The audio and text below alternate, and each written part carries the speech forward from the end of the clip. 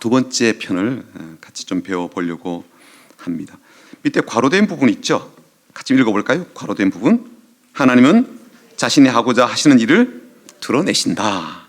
이것이 그분의 뜻에 동참하라는 하나님의 초청이다. 하나님께서 말씀하시면 뭔가 나에게 콜을 하고 있다. 오라! 같이 하자! 뭐 이런 어떤 초청으로 받아들이시면 된다. 그런 뜻입니다. 하나님 경험하는 삶의 7가지 실체 그런데 이걸 우리가 이제 계속적으로 다루게 됩니다. 그래서 오늘 우리가 다루고 있는 이 첫 번째 1번, 하나는 항상 당신의 주위에서 일하고 계십니다. 이걸 지금 우리가 한다는 5과 속에 계속 다루었던 내용이거든요. 1번부터 7번까지 우리 한번 같이 쭉 읽어보도록 하겠습니다. 앞으로 계속 우리가 반복해서 공부할 내용이지만 한번 같이 읽어보겠습니다. 시작. 하나님은 항상 당신의 주위에서 일하고 계십니다. 하나님은 당신과 실제적이고 개인적이며 지속적인 사랑의 관계를 추구하십니다. 하나님은 당신이 그분의 일에 참여하도록 당신을 초청하십니다. 하나님은 하나님 자신과 자신의 목적과 길을 보여주기 위하여 성령님에 의해 성경, 기도, 환경과 교회를 통해서 말씀하십니다. 하나님의 부르심은 항상 당신을 믿음의 갈등으로 몰아넣고 결단과 그에 따른 행동을 요구합니다. 당신은 하나님의 역사에 참여하기 위해서 당신의 인생을 하나님의 뜻에 맞게 조정해야 합니다. 당신 하나님께 순종하고 하나님이 당신을 통해서 그분의 일을 성취하심으로 말미암아 당신은 경험으로 하나님을 알게 됩니다. 어쨌든 7번까지 우리 쭉 가게 되면 우리가 정보로 지식적으로 알던 그 하나님을 새롭게 경험적으로 알게 될 겁니다. 자, 오늘은 지난주가 우리가 이제 3번째까지 다뤘거든요. 오늘은 이제 나머지 4번부터 7번까지 좀 다뤄보겠습니다. 자, 4번 우리 한번 읽어볼까요? 하나님은 그 자신과 자신의 목적과 길을 드러내기 위해 말씀하셨다. 모세의 어떤 그런 삶을 통해서 우리가 이 사실을 확인을 해 볼 수가 있는데요.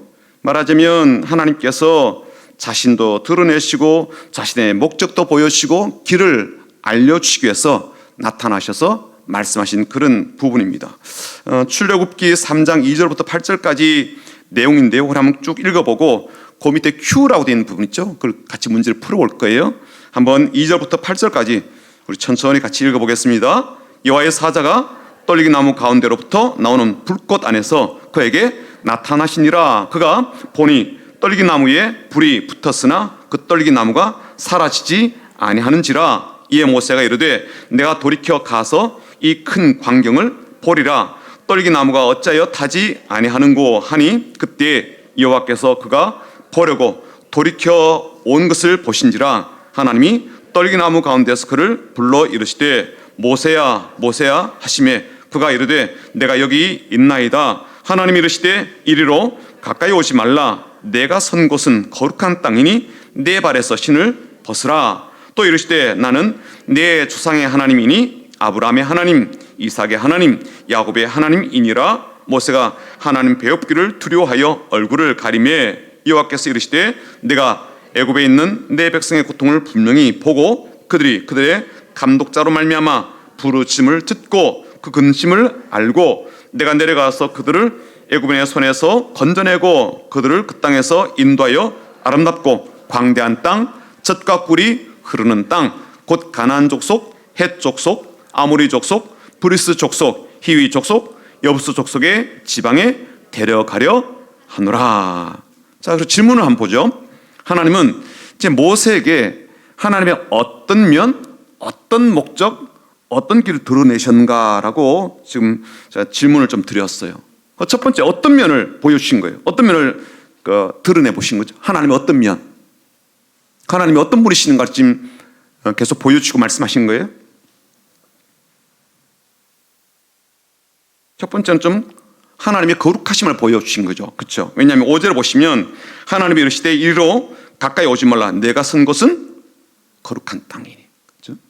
그러니까 이런 것을 통해서 하나님의 거룩하심을 좀 보여주시고 또 6절 보시면 네 조상의 하나님이 아브라함의 하나님, 이삭의 하나님, 야곱의 하나님이다 그랬죠. 이 사실을 통해서 우리가 뭘 알 수가 있는가 하면 사실 이분들은 다 돌아가신 분이에요. 이 땅에 없는 존재거든요. 모세가 지금 생존에 있던 그때는 이미 이분들은 다 천당 간 분들이에요.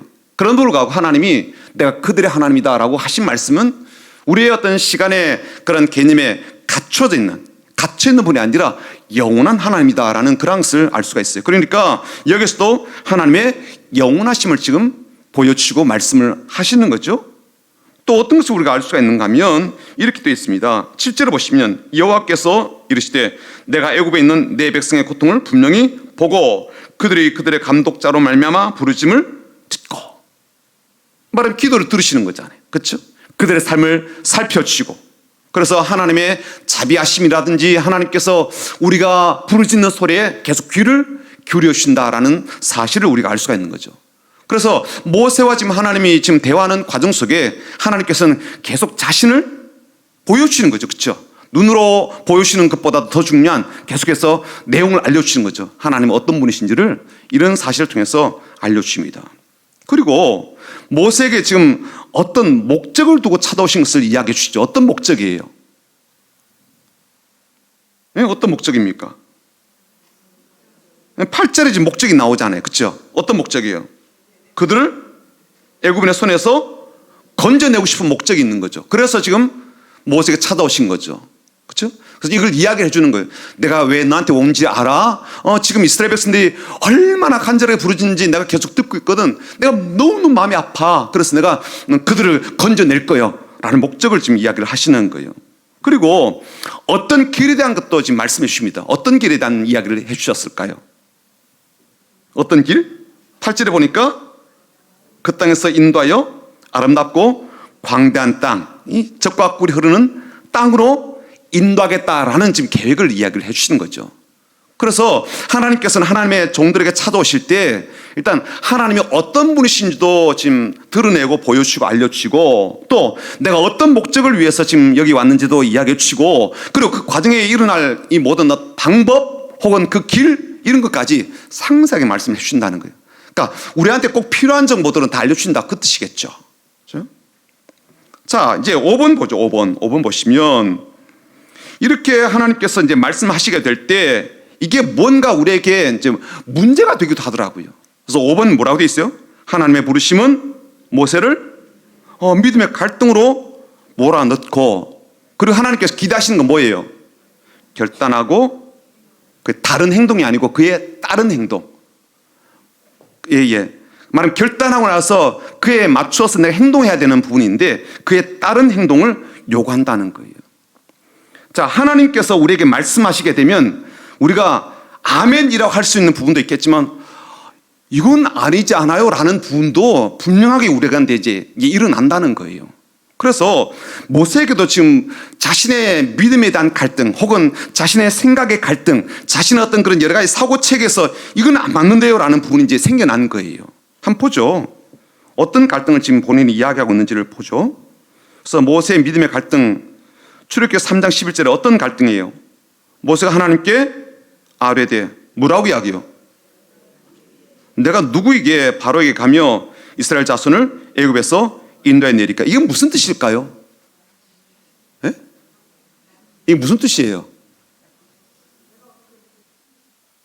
그렇죠. 나는 그런 깜냥이 안 되는 이유, 이제 이 이야기잖아요. 그렇죠? 나 그거 못 튀우. 그만한 실력도 없고요. 제가 지금 나이가 지금 몇 개인데 이러시면 곤란하죠. 이제 이런 뜻이잖아요. 그렇죠? 네. 내가 뭐 그런 어떤 힘이나 뭐 그런 게 있습니까? 바로한테 가가지고 뭐 어떻게 하라는 이야기예요. 하나님 이건 아니죠. 이제 그런 뜻이죠. 그렇죠? 예. 그 다음에 출애굽기 3장 13절에 또 한 가지 이야기를 합니다. 보죠. 모세가 하나님께 아뢰되 내가 이스라엘 자손에게 가서 이르기를 너의 조상의 하나님이 나를 너에게 보내셨다라고 한다면 그들이 나한테 묻기를 그의 이름이 무엇이냐 하리니 내가 무엇이라고 그들에게 말하리까? 이건 무슨 뜻이에요? 네? 이게 무슨 뜻이에요? 그러니까 내가 이제 이스라엘 사람들한테 가서 야, 하나님께서 나를 보내셨어. 이런 목적과 이런 이유 때문에 이런 방법을 나한테 이제 말씀하시고 너희들을 이끌어내래 라고 이야기를 하면은 무슨 일이 벌어질 거라고 지금 본인이 생각을 하는 거예요? 그 양반들이 내 말을 안 믿는 거죠. 안 믿는 거죠. 네가 뭐라고 너 어디서 왔어? 이것도 시작하겠죠. 예. 민증 까보자 뭐 이렇게 이야기하고요. 예. 최근에 어디 있었나 뭐 이렇게 이제 따져보겠죠. 그리고 도대체 너를 누가 보냈다는 거예요? 너보다 지금 뭐 내가 볼 땐 네가 행색이 아주 초라한데 도대체 누구 백을 믿고 온겨? 네 백그라운드나 좀 보자고. 이제 이렇게 되는 거죠. 왜냐하면 그렇게 묻는 사람도 당연하게 그것을 확인해 봐야 되지 않겠어요? 왜냐하면 출처 모르는 사람이 지금 왔으니까요. 그리고 내 인생을 책임지겠다 그러니까 맡길 만한 사람인지 아닌지를 우리가 확인을 해 봐야 되지 않겠습니까? 게다가 모세가 지금 나를 보낸 분이 이런 분이라고 이야기를 하니까 도대체 그분이 누구냐라고 물을 텐데 하나님 어떻게 대답할까요? 이제 그런 거죠. 이게 모세에게 굉장히 큰 갈등입니다. 왜냐하면 지금이야 이제 그 핸드폰 갖고 가서 이제 보여주면 되잖아요. 전화 이렇게 해주면 되고. 근데 그렇게 할 수가 없잖아요. 그렇죠? 그게 할 수 없다고요. 제일 좋은 건요. 내가 이제 바로 앞에 가든 아니면 이스라엘 백성들 앞에 가든 하나님도 같이 그 자리에 짠하고 나타나서 자르르 이야기해 주면 딱 끝나거든요. 깔끔하게 정리가 되는데 하나님께서 그러실 것 같지 않으니까 지금 이 양반이 굉장히 고민이 많아지는 거예요. 그래서 내가 가서 이야기를 하는데 하나님을 어떻게 내가 소개할까요? 나도 지금 긴가민가하고 막 그러고 있는데 그런 뜻입니다. 그래서 이제 4장 1절 출애굽기 4장 1절 뭐라고 이야기합니까? 모세가 대답하여 이르되 그러나 그들이 나를 믿지 아니할 거고 내 말을 듣지 않을 거다.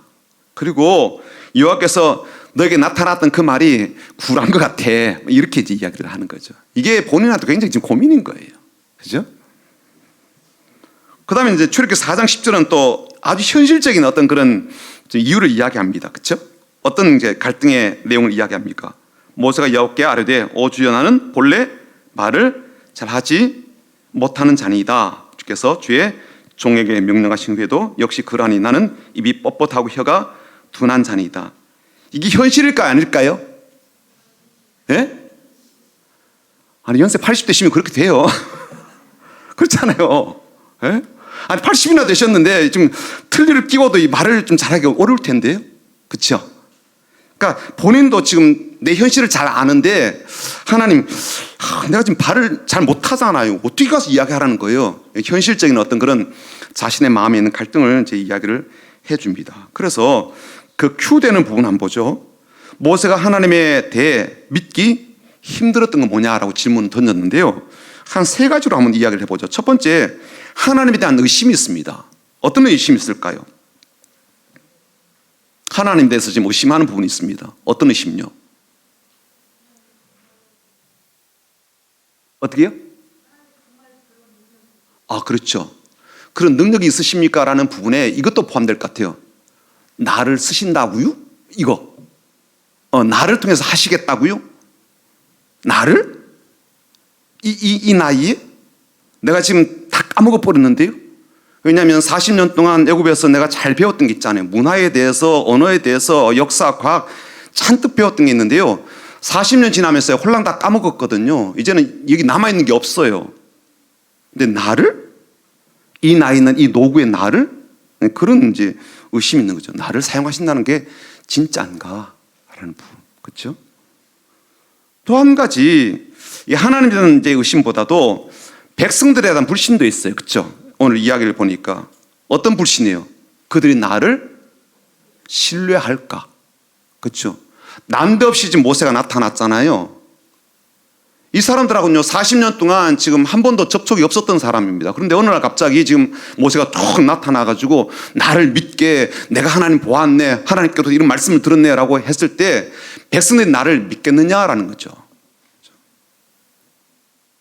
또 한 가지 지금 모세가 자기 자신에 대해서도 지금 마음이 복잡해요. 어떤 복잡함이 있어요? 내가 지금 그런 깜냥이 되지 못한 거죠. 나 무능하다는 거예요. 실제로 그렇죠. 가진 것도 없죠. 그렇죠? 그리고 자기와 지금 함께할 사람도 없어요. 지금 혼자거든요. 그렇죠?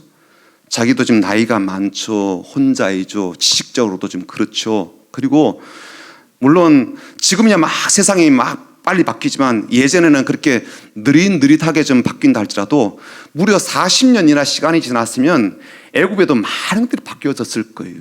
그 바뀌어진 걸 내가 도무지 어떻게 따라잡을 거며 어떻게 해결할 거며 이런 부분에서 자신의 어떤 무능함을 계속 생각을 하고 그것이 자기에게 큰 부담이 되었을 거예요. 그래서 이런 것들을 이렇게 종합해 본다면 이게 하나님에 대한 의심도 되고요. 또 한편으로 지금 내가 겪고 있는 현실에 대해서 부정적인 그런 마음도 되고 나 자신도 자신이 없고 이제 그런 거죠. 그래서 이런 말들을 계속적으로 하나님 앞에서도 하고 있다라고 볼 수가 있습니다. 이게 이제 모세 안에 있었던 갈등이고 저는 이게 그냥 모세만 겪는 갈등이 아니라 우리들도 얼마든지 겪을 갈등이라고 생각되어져요. 그렇지 않아요? 우리가 하나님께로부터 야 너를 위대하게 했을 거야 라는 말이 우리한테 할렐루야 아멘으로 다가오기보다는 정말 그런가라고 의심한 것부터 먼저 시작을 하잖아요. 그렇죠? 우리 애들이라도 잘 되었으면 좋겠슈 뭐 이렇게 되는 것처럼 모세도 이제 그랬던 거죠. 자, 그런데 모세가 그런 어떤 갈등이 있었음에도 불구하고 나름 결단을 내리네요. 그렇죠? 결단을 내리는 부분이 이게 히브리서 11장에 나오는 부분인데 한번 보자고요. 그의 마음과 그의 생각과 그의 어떤 행동 속에 어떤 결단이 있었는지를 보도록 하겠습니다. 히브리서 11장 24절부터 29절까지 한번 천천히 보면서요. 어떤 결단을 내렸는지 그의 믿음이 어떤 믿음인지 우리 한번 좀 확인해 보면 좋겠습니다. 24절부터 한번 볼까요?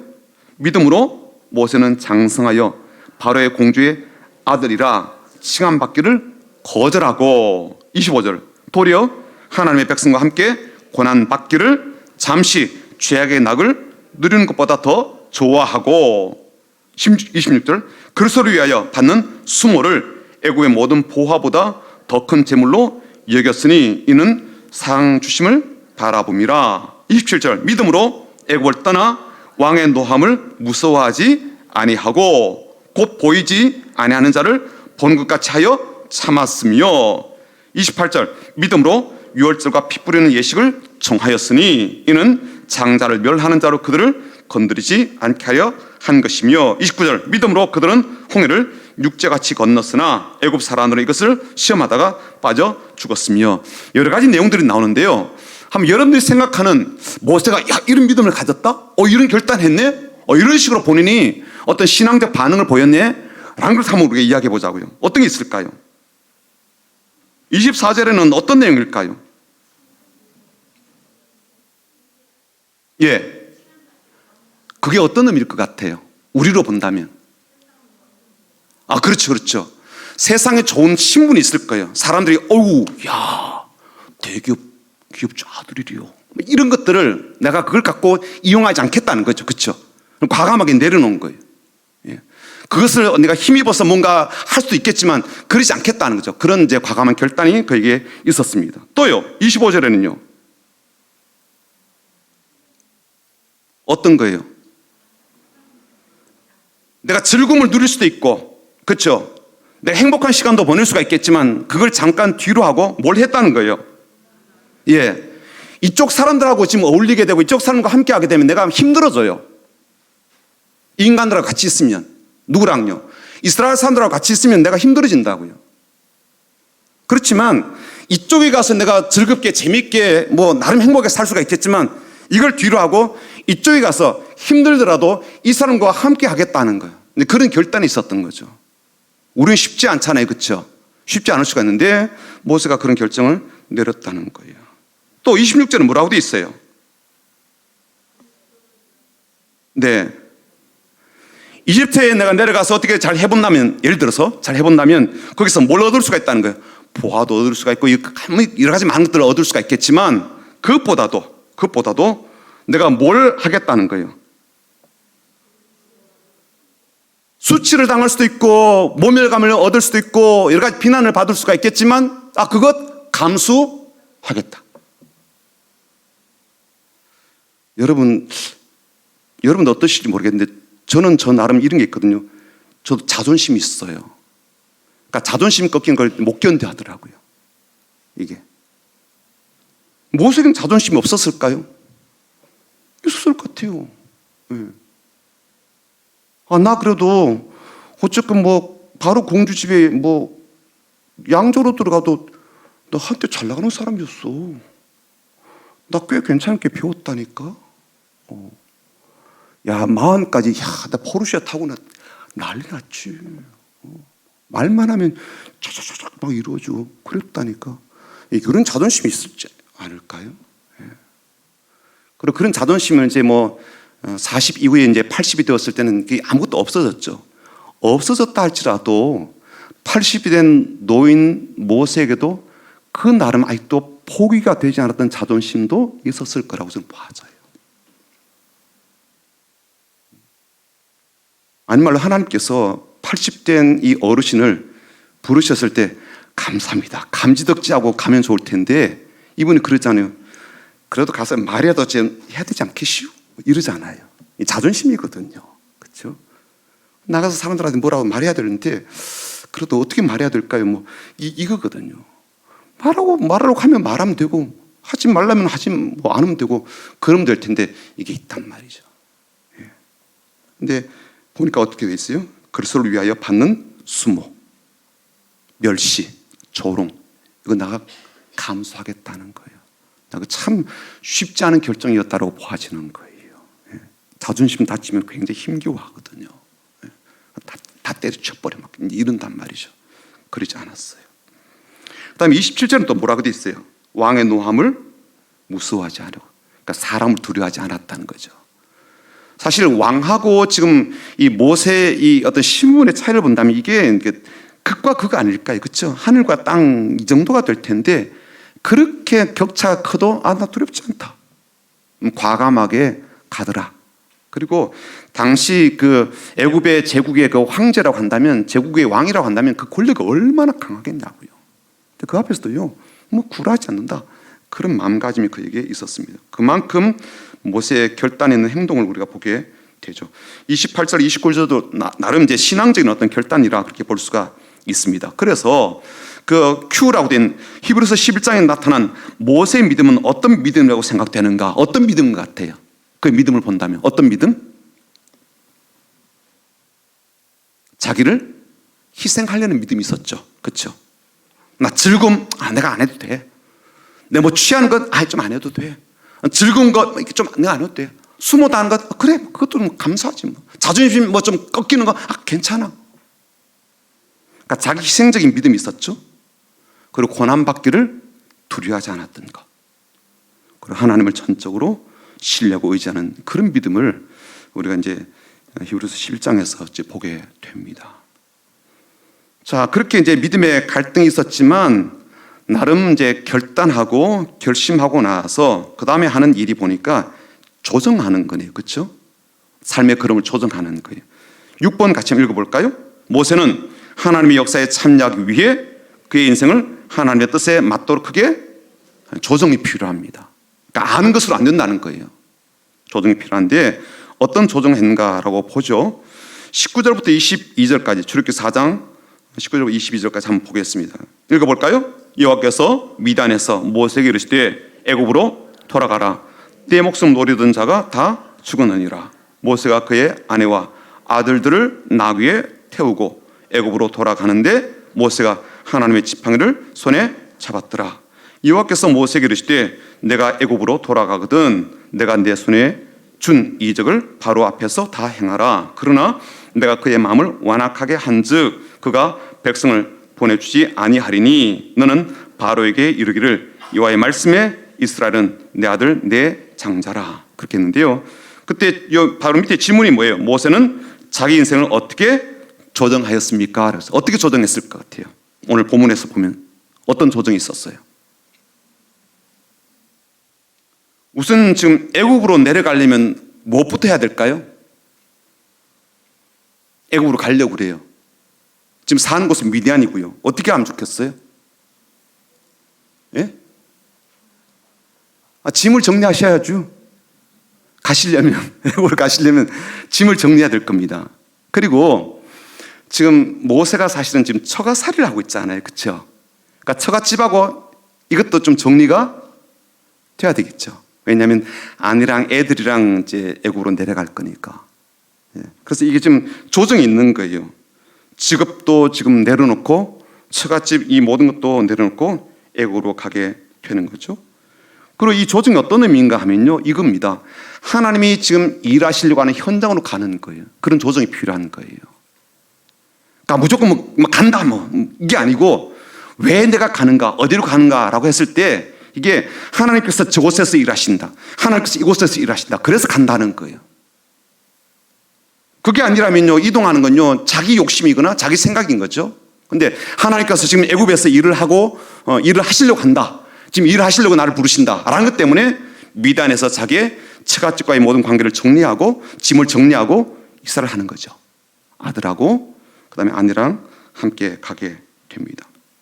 그리고 바로 앞에서도 어떻게 합니까? 하나님 말씀을 전하게 되죠. 그렇게 자기 인생을 조정하는 것을 볼 수가 있습니다. 걸음을 조정하는 거 굉장히 큰 조정이겠죠. 어쩌면 모세는 내가 다시는 애굽으로 돌아가지 않아 라는 마음을 갖고 40년 전에 나왔을 수도 있어요. 내가 다시 돌아가는 거거든요.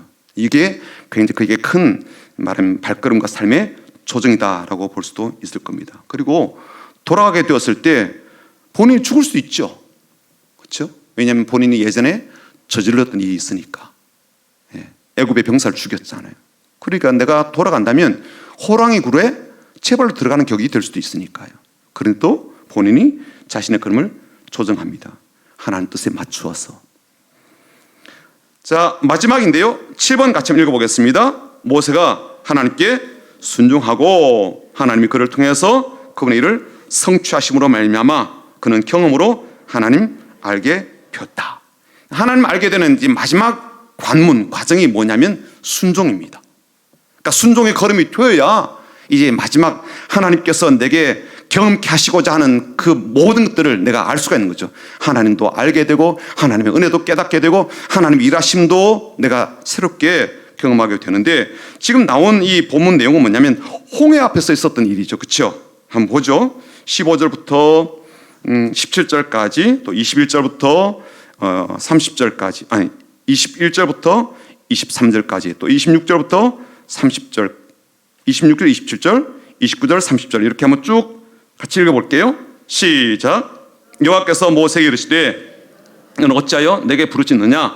이스라엘 자손에게 명령하여 앞으로 나아가게 하고 지팡이를 들고 손을 바다 위로 내밀어 그것이 갈라지게 하라. 이스라엘 자손이 바다 가운데서 마른 땅으로 행하리라. 내가 애굽 사람들의 마음을 완악하게 할 것인즉 그들이 그 뒤를 따라 들어갈 것이라. 내가 바로와 그의 모든 군대와 그의 병거와 마병으로 말미암아 영광을 얻으리니. 그렇게 이제 말씀하셨기에 그 다음에 모세가 그대로 순종하죠. 그렇죠? 21절 어떻게 해요?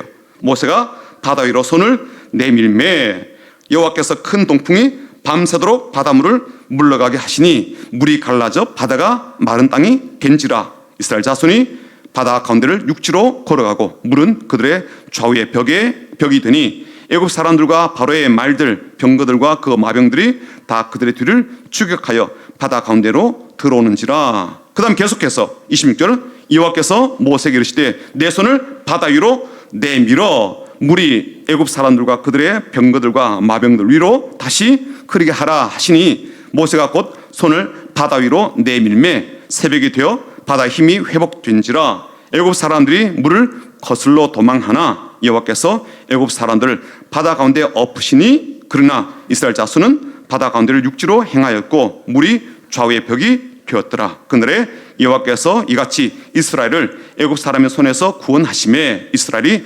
바닷가에서 애굽 사람들이 죽어 있는 것을 보았더라. 자, 애굽 사람들이 그곳에 다 수몰되는 것, 또 이스라엘 사람들이 바다 한가운데로 걸어오게 된 과정에 제일 앞서서 모세가 순종했던 것이 있어요. 그렇죠? 15절에 이렇게 하라라고 하셨죠. 그렇죠? 모세에게 이르시되 너는 어찌하여 내게 부르짖느냐? 이스라엘 자손에게 명령하여 앞으로 나가게 하라. 그렇게 했고요. 그 다음에요 16절에 지팡이를 두고 손을 바다 위로 내밀어 그것이 갈라지게 하라. 이 두 가지를 말씀하셨을 때 모세가 그대로 순종했죠. 그렇죠? 그대로 순종했습니다. 그랬더니 바다가 갈라지게 되었고 또 그 한가운데로 이스라엘 사람들이 걸어가게 되었으며 물이 양쪽에서 이렇게 쭉 서 있는 이 어마어마한 이제 광경을 목도하게 된 겁니다. 이게 다 이제 하나님을 새롭게 경험하는 그런 과정이었죠. 질문 한번 보죠. 질문. 하나님이 모세를 통해서 이스라엘 민족을 이제 애굽에서 구원하여 내셨을 때, 지금 오늘 방금 읽었던 이 본문에서 볼 때 모세는 어떤 마음이었을까? 어떤 마음이었을 것 같아요? 여러 가지 마음이 있을 수 있어요. 첫 번째는 이런 마음이 있을 수 있을 것 같습니다. 뭐냐면 겸손한 마음. 이렇게 엄청나고 놀라운 일에 내가 쓰임받고 있다는 이 자체가 얼마나 겸손해십니까? 나는 그런 일을 할 만한 사람이 되지 못하죠. 그런데 하나님께서 내게 손을 내밀라 그래서 손을 내밀었더니 이런 일이 벌어졌어요. 그 자체가 나를 참 겸하게 하지 않아요? 내가 뭐라고? 내가 뭐 대단한 일을 했다고. 그런데 잠깐 내민 그 손에 이 바다가 갈라지는 일이 있잖아요. 그래서 굉장히 겸손해졌겠다. 또 한 가지는요, 저는 한편으로 좀 무력해진 마음도 있지 않았을까 그런 생각이 들어요. 왜 그런가 하면 이 놀라운 큰 일에 비해서 자신은 참 초라하지 않아요. 연세 80되신 어르신이거든요. 어르신이 이걸 하기에는요, 너무 계획이 큰 거 아니겠어요? 그래서 나는 참 초라하고 무력한 그런 마음도 들었을 것 같아요. 그러나 또 한편으로 감사한 마음도 있었을 것입니다. 나 같은 그런 사람을 통하여 이런 일을 행하시니까. 다른 건장한 사람도 배운 사람도 나름 여러 가지 많은 활동을 하는 사람이 있겠지만 굳이 나 같은 사람을 이렇게 이용하시나 이렇게 사용하시나 그 마음 때문에 감사한 마음, 그리고 더불어서 앞으로도 계속해서 내가 순종해야 되겠구나 그런 마음도 동시에 가졌을 것 같아요. 겸손한 마음도 또 감사한 마음도 무력한 마음도 순종하고자 하는 그런 마음도 여러 가지가 모세에게 있었을 것 같습니다. 자, 오늘 요점만 보죠. 1번, 하나님은 자신이 하시고자 하는 일을 드러내신다. 이건요, 성경을 보면 명확하게 보여지게 됩니다. 선지자를 통해서도 계속해서 이야기하시죠. 또 성령을 써서 우리가 주신 이유도 결국 하나님께서 뭘 하시려고 하시는지를 계속 알려주시는 목적 때문에 이걸 써서 우리에게 주신 것 아니겠습니까? 이스라엘 백성들과 언약을 맺은 것도 그렇고요, 예수님을 이 땅에 보내신 것도 다 그런 것 때문에 아니겠어요? 그렇죠? 결국 하나님께서 무엇을 하시고 계시고 하려고 하시는지를 알려주고 보여주기 위해서 그렇게 하신 거죠. 성령께서 우리 가운데 오신 것도 그 목적 때문이거든요. 그래서 요한복음 14장 26절에 이런 말씀이 있어요. 읽어드릴게요. 보혜사 곧 아버지께서 내 이름으로 보내실 성령, 그가 너에게 모든 것을 가르치고 내가 너에게 말한 모든 것을 생각나게 하리라. 말하자면 예수님께서 하신 그 모든 말씀 제자들이 들었지만 까먹을 수도 있고 오해할 수도 있을 텐데 성령 하나님께서 그들 가운데 임하심으로 생각나게 되는 거죠. 올바로 기억하게 하는 것. 결국에는 하나님께서 그들에게 하시려고 하는 것, 하고 계신 것을 계속 말씀해 주신다는 것, 알려주신다는 그런 뜻이에요. 두 번째, 하나님께서 계시로 자신을 혹은 자신의 일과 계획을 드러내시는 것은 그분에게 그리고 그분의 일에 동참하라는 초청이다. 그러니까 성경은 정보가 아닌 거예요. 그렇죠? 정보가 아닌 겁니다. 어떤 거예요? 같이 일하자라고 하는 초청인 거죠. 여기 오라라는 초청이죠. 오라 오라 초청인 거예요. 요한계시록도 마지막 때의 이야기죠. 그렇죠? 마지막 때 그런 내용들이 담겨져 있지만 결국 그건 뭐예요? 하나님 백성을 준비시키는 초청인 거죠. 마지막 때가 되면 이런 일들이 벌어지게 될 텐데 너희들이 이렇게 살아야 돼라고 부르시는 거죠. 단도리하고 준비케 하는 것 아니겠습니까? 대비케 하는 거잖아요. 다 초청입니다. 마지막 때 믿음으로 반응하도록 초청하는 거죠. 마지막 사역을 위한 초청장이다라고 봐도 크게 틀린 말이 아니에요. 세 번째 중요한 내용인데요, 내가 변하지 않는 상태에서는 하나님과 동행하지도 못하고 하나님의 일을 할 수도 없다. 우리에게 매우 중요한 것 중에 하나가 우리의 변화라는 거예요. 하나님의 일을 하기 전에 먼저 우리에게 변화가 필요하더라는 거예요. 생각의 변화도 필요하고 마음가짐의 변화도 필요하고 성품의 변화도 필요한 거예요. 하나님께서 우리에게 어떤 일을 하시고자 하실 때에 그 일의 상당 부분은요, 사실 우리의 어떤 변화와 관련되어 있습니다. 하나님께서 우리를 구원하신다라고 했을 때 그냥 건지면 끝나잖아요. 그렇지만 그 건짐의 과정이든 건짐 이후이든 하나님께서 계속 관심을 두고 목적을 또 마음을 두고 계신 것 중에 하나가 뭐냐면 우리의 변화이거든요. 가치관의 변화이든 성품의 변화이든. 구원의 계획 속에 우리의 변화가 포함되어 있지 않을 이유가 없는 거예요.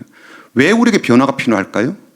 그건요, 하나님의 계획과 우리의 생각이 너무 많이 다르기 때문에 그래요. 일의 규모, 일의 방법, 이게요, 하나님다운 것이어서 우리가 도무지 따라갈 수 없는 그런 부분 때문에 우리에게 변화가 필요하거든요. 우리의 길과 하나님의 길이 다르잖아요. 또 심지어 우리가 하나님과 원수지간이 어떤 그런 일도 있습니다. 그러니 우리에게 왜 변화가 필요 없겠냐고요. 그러니까 변화가 되어야 실은 하나님의 일에 동참하더라도 문제가 없는 거예요. 안 그러면요, 참 자기 생각을 갖고 하게 되니까 이게 더 큰 문제가 됩니다. 하나님 딱 계획이 있단 말이에요. 설계도가 있어서 그대로 차근차근 공사를 시작하려고 하는데 이 사람은 자기 생각을 갖고 있는 거예요. 그러니까 자기 생각대로 하니까 일이 이상하게 되겠죠. 일을 더 만들 수도 있고요.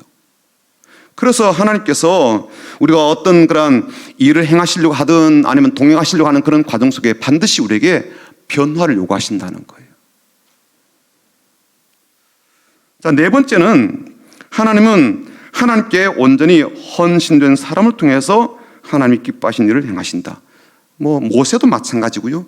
80세에 유다 땅을 달라고 했던 갈렙도 마찬가지입니다. 온전히 헌신된 마음이 있었죠. 그렇죠? 또 엘리야도 어땠어요? 우리와 성장이 같은 사람이지만 믿음의 기도를 드렸던 사람 아니겠습니까? 물론 실족한 그러한 경우도 있지만 하나님께서 그의 마음을 계속 주목하신 것을 볼 수가 있습니다. 베드로와 제자들도요, 많이 배우지 못한 사람이었지만 그래도 주님은 그들에게 온전한 헌신을 요구하시고 그런 마음을 따라서 그들의 삶을 사용하신 것을 알 수가 있습니다. 그래서 하나님은 하나님의 사람들에게 온전한 헌신을 요구하신다. 다섯 번째는요, 하나님은 평범한 삶을 통해서도 얼마든지 위대한 일을 하신다. 참 감사한 일이죠. 이미 다 말씀드린 그 내용입니다. 모세도 어떻게 본다면 80세가 되어서 평범 그 이하의 사람이 되었습니다. 근데 그런 사람을 쓰셔서 하나님의 하나님 되심을 드러내신 것을 볼 수가 있습니다. 고린도전서 1장 25절부터 29절까지 그런 말씀 있잖아요. 여러분들의 어떤 부르심을 보십시오. 여러분들의 어떤 삶을 보십시오. 여러분들은 그야말로 권력 있는 것도 아니고 지혜가 많은 것도 아닙니다. 그럼에도 불구하고 하나님께서는 지혜로운 사람을 부끄럽게 하시려고 세상 미련한 그런 사람을 택하셨습니다. 강한 사람을 부끄럽게 하시려고 약한 사람을 택하셨습니다. 그런 말씀이 나오잖아요. 그래서 어쩌면 훨씬 더 연약해 보이는 그런 사람을 붙드셔서 더 놀랍게 위대하게 쓰시고 그런 과정을 통하여 하나님이 하셨습니다라고 드러낼 수밖에 없는 그런 일들을 행하시더라는 거예요. 6번 보죠. 6번 마지막인데요. 같이 읽어보겠습니다. 하나님이 사람을 평가하시는 기준은 사람들이 하는 평가 기준과 다르다. 동의하시죠? 예. 동의가 되어서 우리에게 좋은 것도 있고요, 그렇지 못한 것도 있어요. 이 내용이 잘 나오는 성경 본문이 있는데요. 그게 어디냐면 사무엘상 16장 7절이에요. 사무엘상 16장 7절. 여러분 그 책은 페이퍼는 없는데 사무엘이 하나님께서 이스라엘 왕으로 세우시려는 목적 때문에 이새의 집으로 이제 보내거든요. 그래서 기름을 갖고 갔는데 첫 번째 받은 아들이 엘리압이었죠. 야, 이 친구면 왕감이다 라고 생각했지만 하나님께서 아니다 라고 하시면서 하신 말씀이 이런 말씀이에요. 여호와께서 사무엘에게 이르시되 그의 용모와 키를 보지 말라. 내가 이미 그를 버렸노라. 내가 보는 것은 사람과 같지 아니하니 사람은 외모를 보거니와 나 여호와는 중심을 보느니라. 굉장히 중요한 말씀이죠. 사람은 외모를 보거니와 나 여호와는 중심을 보느니라. 이게 무슨 뜻이에요? 사람은 외모를 보지만 하나님 중심을 보신다. 이게 무슨 뜻이에요? 네? 하나님은 우리의 마음을 보신다. 그런 뜻인가요? 그렇죠. 그러니까 마음 들여다보는 게 참 어려운데 하나님은 그냥 겉으로 드러난 것 이걸 보시고 판단하는 게 아니라 그 사람의 내면의 상태, 성품 이런 것들을 살피신다. 그럴 거예요. 제가 지난주에 인터넷에 어떤 기사가 떴는데요. 혹시 커플 팰리스라고 좀 들어보셨습니까? 이게 뭐냐면은 남자 50명, 여자 50명이 이제 만나가지고 짝짓기 하는 그런 프로그램이에요. 그리고 이제 결혼을 목적으로 이제 그렇게 매칭시켜주는 이제 프로그램인데, 결혼식장의 어떤 축소판 같은 거예요. 이 사람들은 그냥 드러내놓고 결혼을 위해서 이제 모였으니까 조건도 내걸고 이런 것들 이야기하면서 서로 이제 맞춰보고 맞으면 이제 뭐 결혼까지 가는 어떤 그런 이제 프로그램인데요. 뭐 직업도 공개하기도 하고 뭐 연봉, 재산 이런 거 다 공개하고 또 부모들의 어떤 그런 뭐 배경이라든지 직업, 뭐 재산 이런 것도 막 공개하면서 그렇게 사람들이 이제 이목을 끌고 자기에 맞는 사람을 이제 취하려고 하는 그런 거예요. 근데 매칭이 잘 되다가 깨어지는 경우도 있겠죠. 그런데 깨어지는 경우가 어떤 건가 보았더니 두 가지래요. 한 가지는 뭐냐면 신뢰가 깨어졌을 때. 두 번째는 너무 부담스러워서. 그러니까 부담이란 말은 너무 격차가 클 때. 경제적 격차가 크든 아니면 뭐 지적인 어떤 그런 뭐 학위의 어떤 격차가 너무 크거나 뭐 가정의 어떤 그런 배경이 너무 이렇게 격차가 크면 부담스러워서 그게 깨어지더라는 거예요. 물론 이제 젊은 사람들이니까 제일 먼저 보는 게 이성적인 끌림, 마음이 끌려야 이제 그 다음에 이 조건을 이제 따져보는데 이성적으로 끌려가지고 그 다음에 꼭 따지게 되는 것이 바로 이 두 가지라는 거예요. 신뢰할 만한가, 안정감 있는가, 이걸 두 가지 따진다는 거예요. 저는 이게 이제 사람들이 보는 그들 나름의 중심이라고 봐져요. 그들 나름. 외모도 보지만 뭘 보는 거예요? 그 사람은 신뢰할 만한가, 중심 보는 거잖아요. 근데 제가 생각할 때 어떤 마음이 드는가 하면 하나님께서 우리에게 보시려는 중심은 뭘까라는 거예요. 보신다고 그랬으니까. 마음 보신다 그러니까 도대체 어떤 마음을 찾으실까라는 생각이 드는 거예요. 그렇지 않아요. 그냥 단순하게 하나님 우리의 마음을 보셔. 사람의 중심을 보셔. 겉모습만 보는 게 아니라 속에 있는 게 뭔지를 보셔. 근데 속에 있는 무엇을 보시려고 하는지가 우리가 좀 생각을 해봐야 될 것 같아요. 그래서 제가 좀 글을 좀 써봤어요. 이런 겁니다. 그 제목을 중심이라 그랬는데 본문은 아까 읽었던 본문이에요. 내가 보는 것은 사람과 같지 아니하니 사람은 외모를 보거니와 나 외는 중심을 보느니라. 요 말씀 갖고 묵상을 해보니까 이런 이제 글을 제가 쓰게 되었습니다. 한번 들어보세요. 사람은 눈에 보이는 것에 의해 평가하는 것이 일반적이지만 하나님은 하나님이시기에 사람이 보는 것처럼 그런 시각과 사람이 평가하는 것처럼 그런 기준이 아닌 사람에게 보이는 그 너머의 중심을 보신다는 것은 지극히 당연하게 동의가 됩니다. 하나님은 사람의 내면을 보시고 하나님은 사람의 마음을 보시기에 하나님은 사람의 말과 보여주기식의 행동에 쉽게 현혹되거나 오해하는 일이 없으십니다. 그래서 하나님이시고 그래서 하나님이 사람을 향해서 하시는 말씀은 더더욱 귀를 기울여 진작에 들음이 필요합니다. 사무엘이 하나님께서 보내신 이새의 집에 가서 왕으로 기름 부을 이새의 아들들을 보면서 어떤 아들이 하나님께서 지목해 두신 사람인지에 대해서 헷갈려 하게 될 때 하나님이 하신 이 말씀은 오고 오는 세대 속에서도 매우 실제적인 교훈이 됩니다. 그리고 지금도 우리가 잊지 말고 명심해야 될 말씀입니다. 그렇다면 하나님이 보시는 중심은 무엇이고 하나님이 찾으시는 마음은 어떤 것일까요? 그 당시 사무엘을 통해서 세우실 사람이 이스라엘의 왕이 될 인물이기에 하나님께서 사람에게서 찾으시는 중심은 왕의 권력이 주어지더라도 그 권력을 자기를 위해서 사용하지 않고 하나님 위해서 사용하는 그런 겸손한 마음이었을까요? 아니면 나라를 잘 다스리고 백성들을 잘 돌보아야 하기에 하나님이 가지신 그 긍휼의 마음과 지혜로운 분별력의 마음이었을까요? 아니면 부모로부터 깊은 사랑을 받지 못하고 형들로부터 제대로 된 그런 배려와 형제를 받지 못한 것에 대한 상처와 아픔에 매여있지 않고 하나님께서 주신 따뜻한 사랑과 깊은 은혜로 인격과 성품에 있어서 성숙해지는 마음일까요? 오늘 나에게는 어떤 중심을 보고 싶어 하실까요? 나에게서는 어떤 마음을 찾고 싶어 하실까요? 제 마음을 들여다보니까 이런 생각이 들었어요. 사람의 눈치를 보지 않고 하나님 말씀의 인도하심을 따라 나가는 발걸음의 중심일까요? 사람의 인정을 받아야 만족이 되고 사람의 칭찬이 힘이 되는 것을 기대하기보다 하나님이 보시는 나의 마음이 제일 중요하다는 의식을 잘 유지하는 중심일까요? 성장과 성공을 통해서 누리고 싶어하는 자긍심이 아니라 언제나 하나님과 깊이 있는 관계 속에 살아가는 걸음을 오늘도 잘 걷고 있는 중심일까요?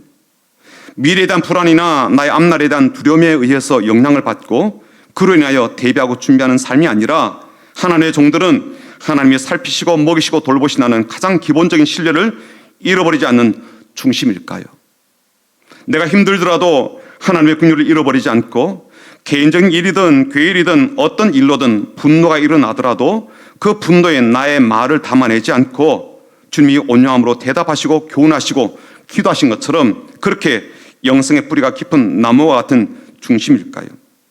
나의 연약함이나 열등감으로 인하여 의기소침해지지 않고 그럴수록 더더욱 주님 안에 거할 줄 알고 주님께서 나를 성숙되게 변화시켜 나가는 그 과정을 피하지 않고 기꺼이 참여할 줄 아는 중심일까요? 나이가 들어가는 것을 핑계로 삼거나 나의 자리와 신분을 이용하여 적당한 변명을 내세우면서 나의 자존심을 지키려고 하지 않고 그래도 하나님의 영광과 하나님의 교회와 하나님의 나라를 먼저 생각하고 앞세울 줄 아는 중심일까요?